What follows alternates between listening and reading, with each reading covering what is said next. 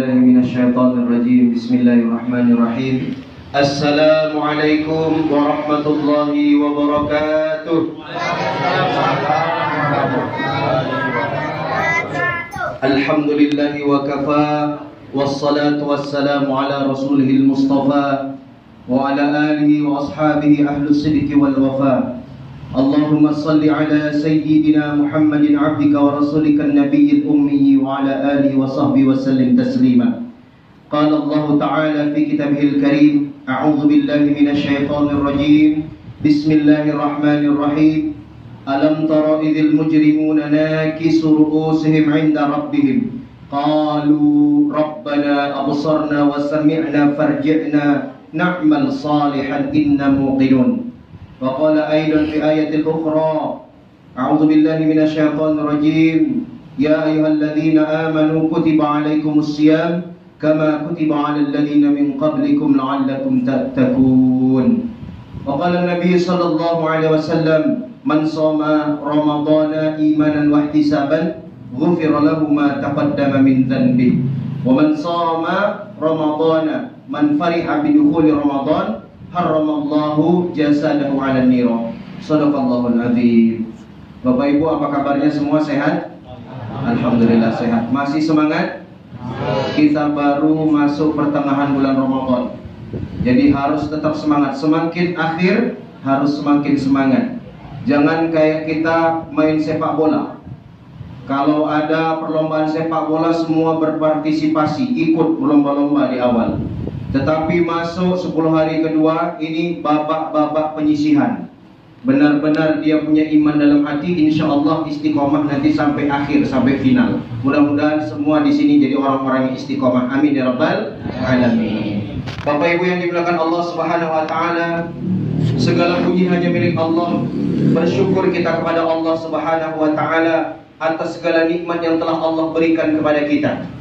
Alhamdulillah atas nikmat iman yang telah Allah berikan kepada kita, sehingga kita mampu melangkahkan kaki kita dan mengayunkan tangan kita menuju rumah Allah ini untuk memenuhi panggilannya. Kalau bukan karena iman, tidak mampu kita untuk melangkahkan atau menggerakkan tubuh kita ini untuk memenuhi panggilan iman, yaitu sholat isya secara berjamaah dan taraweh. Insya Allah nanti akan kita laksanakan bersama. Bapak Ibu yang dimuliakan Allah, tidak lupa kita senantiasa bersalawat serta beriring salam kita aturkan kepada junjungan alam, yaitu Nabi kita, Nabi besar Muhammad sallallahu alaihi wasallam. Hendaknya kita suka dan senantiasa menjaga salawat kita. Jangan pernah lisan kita ini tidak bersalawat kepada Rasulullah. Minimal dalam sehari semalam itu kita bersalawat 100 kali paling tidak. Maka bersalawatlah kita kepada baginda Nabi. Insya Allah kita akan mendapatkan syafaat Nabi, dianggap sebagai umat Nabi. Bukan hanya bersalawat kepada Nabi, tetapi juga menghidupkan sunnah-sunnah Nabi. Karena hari ini sunnah Nabi bukan saja ditinggalkan oleh orang Islam itu sendiri, tetapi sunnah Nabi sudah menjadi bahan olok-olokan dan bahan cemeehan. Betul nggak? Betul nggak? Orang sudah takut nengok orang berjubah, takut nengok orang bersorban, takut orang nengok melihara jenggot, takut orang pakai cadar. Nah, ini sebenarnya sunnah-sunnah Nabi. Tetapi orang-orang Islam itu sendiri takut kepada sunnah-sunnah Nabinya. Bahkan itu dicemeehnya. Kalau kita belum mampu untuk menghidupkan sunnah Nabi, paling tidak kita tidak usah mencemeehnya. Kita belajar dari yang paling kecil saja dulu. Walaupun sebenarnya sunnah Nabi itu tidak ada yang kecil satupun. Semua sunnah Nabi itu besar. Bahkan sunnah Nabi ini lebih berharga daripada surga. Kenapa begitu? Karena surga itu untuk nafsu kita, sementara sunnah Nabi itu kecintaan Allah Subhanahu wa ta'ala. Maka berselawatlah kita kepada Nabi dan mengikuti sunnah-sunnahnya. Di dalam sebuah mafhum hadis dikatakan, celakalah ia ketika di hari kiamat tidak bisa memandang wajahku. Maka Sayyidah Aisyah radhiyallahu anha berkata, ya Rasulullah, siapakah mereka yang tidak bisa melihat wajahmu ya Rasulullah? Maka baginda Rasulullah sallallahu alaihi wasallam menjawab, celakalah mereka yang tidak bisa memandang wajahku. Siapakah mereka? Mereka adalah orang-orang yang ketika disebutkan namaku, tetapi mereka tidak bersalawat kepadaku. Bapak Ibu yang dimuliakan Allah, maka dimanapun ketika kita mendengarkan Shallu ala Muhammad, hendaknya kita bersolawat. Kita mendengarkan Allahumma sholli ala Sayyidina Muhammad wa ala ali Muhammad, kita ikut bersolawat. Insya Allah mudah-mudahan kita dianggap, ditulis sebagai umatnya Nabi dan mendapatkan syafaat Nabi. Bapak Ibu yang dimuliakan Allah, alhamdulillah kita berada di pertengahan bulan Ramadan. Padahal sekarang ini, kalau tidak salah, ini malam yang ke-16 ya Pak ya? Malam ke-16, kemarin malam ke-15. Ini sebentar lagi kita akan masuk 17. Waktunya kita memperingati nuzul Quran, turunnya Al-Quran. Nah, sampai hari ini, adakah di antara kita yang belum buka Al-Quran? Yang belum bermesraan dengan Al-Quran? Masih ada enggak? Kalau masih ada, segera. Mumpung ini masih bulan Ramadan, masih di pertengahan, baru mau masuk malam 16. Kalau belum buka Al-Quran, segera buka Al-Quran. Karena menyesal kalau kita tidak bermesraan dengan Al-Quran, tidak baca Al-Quran di bulan Ramadan, kita menyesal. Karena di bulan Ramadan inilah insya Allah Al-Quran, ayat-ayat yang kita baca, insya Allah bismillah itu akan mensyafaati kita kelak. Bapak Ibu yang dimuliakan Allah, di bulan suci Ramadan ini semua amal pahalanya dilipat gandakan. Ibadah-ibadah sunnah saja pahalanya disamakan dengan ibadah wajib. Sebagaimana kita membaca Al-Quran, kalau di luar bulan Ramadan kita membaca alif lam mim, alif pahalanya 10, lam pahalanya 10, mim pahalanya 10. Tetapi di bulan Ramadan, alif lam mim, alif pahalanya 70, lam pahalanya 70, mim pahalanya 70. Bahkan ulama katakan bukan 70 kali lipat digandakan lagi, tetapi 700 kali lipat. Maka kesempatan kita untuk beramal soleh. Maka membaca Al-Quran itu sebenarnya mudah. Cuman yang sulit itu nafsu kita saja. Malas-malasan, tidur-tiduran. Mau buka Al-Quran, enaknya tidur ini siang-siang. Akhirnya tidur, nggak jadi buka Al-Quran. Maka bacalah Al-Quran paling tidak di dalam bulan Ramadan ini minimal sekali saja kita khatam. Bahkan sekali khatam saja itu kita sudah dikategorikan sebagai orang yang bermalas-malas, Bapak Ibu. Di dalam kitab Fadhailul Amal dikatakan dalam satu bulan atau selama 40 hari 40 malam kita hanya baru bisa menghatamkan satu kali saja Al-Quran. Itu dikategorikan orang yang bermalas-malasan. Bapak Ibu yang dimuliakan Allah Subhanahu wa taala, bahwa guru-guru kami, ulama-ulama kita cerita-cerita Imam Azam, di dalam bulan Ramadan mereka mampu menghatamkan berpuluh-puluh kali Al-Quran. Artinya mereka benar-benar bermesraan dengan Al-Quran. Bapak Ibu yang dimuliakan Allah, ada orang bertanya, bagaimana Pak Ustaz kerjanya? Itulah istimewanya Ramadan. Kita diberikan 1 tahun itu 12 bulan. 11 bulan kita pikirkan mungkin untuk menabung buat sanggup kita di bulan Ramadan. Di bulan Ramadan kita pikirkan amal akhirat kita. Jangan terus kita disibukkan dengan perkara-perkara dunia. Allah ciptakan 12 bulan ini, 11 bulan kita cari dunia. Ya 1 bulan lah kita khusyuk menghadap Allah. Jangan kita samakan bulan Ramadan ini dengan bulan-bulan biasanya. Itulah kalau orang-orang beriman, mereka tahu bagaimana keutamaan di bulan Ramadan ini. Mereka tidak menyepelekan bulan Ramadan ini.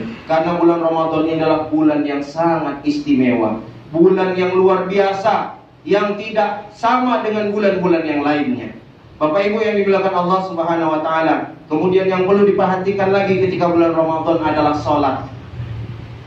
Sholat. Berapa banyak orang-orang yang berpuasa hari ini? Kam min sha'imin illa al-ju'i wal 'atas. Berapa banyak orang-orang yang hanya menahan dahaga dan lapar saja, tetapi mereka tidak mengerjakan, tidak mendirikan sholat. Betul nggak Bu? Betul nggak Bu? Banyak orang yang meninggalkan sholat hari ini. Ngaku puasa tapi tinggal sholat. Bagaimana pahala puasanya ingin diterima sementara sholatnya tidak dikerjakan? Padahal sesungguhnya satu amalan yang apabila ini diterima maka diterima semuanya. Ya, apa itu? Sholat. Fa'in sholat sayru amali.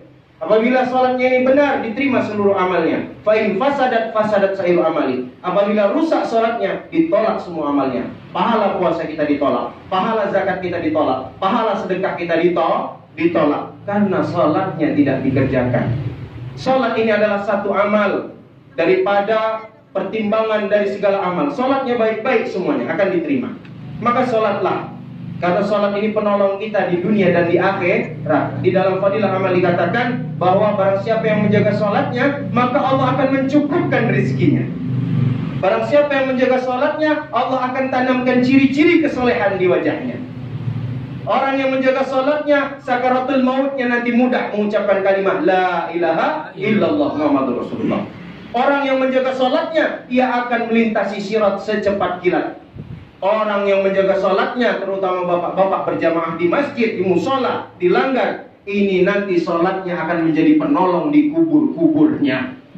Tetapi kalau kita tidak jaga sholat, maka hancurlah kita di azab.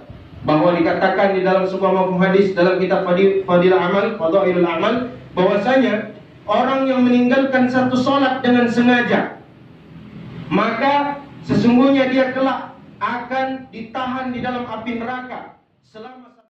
Maka Sayyidina Ali katakan satu wukuf itu adalah 80 tahun namanya. Padahal satu hari di dunia 1000 hari di akhirat. Atau sebaliknya, satu hari di akhirat 1000 hari di dunia. Atau sebaliknya, satu hari di akhirat kadarnya 50.000 tahun di dunia.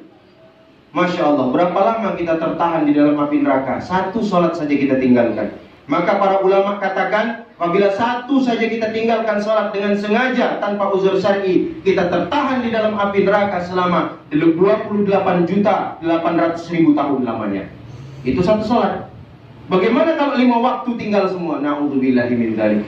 Begitu banyak dosa-dosa kita Bapak Ibu, karena kita tinggalkan sholat. Hari ini banyak orang yang menyepelekan sholat, ngaku orang Islam tapi nggak sholat. Padahal pembeda antara orang kafir dengan orang yang beriman adalah sholat. Ada 2 pertanyaan Allah kepada orang-orang ahli neraka tatkala mereka menundukkan pandangannya karena takut pada Rabb-nya.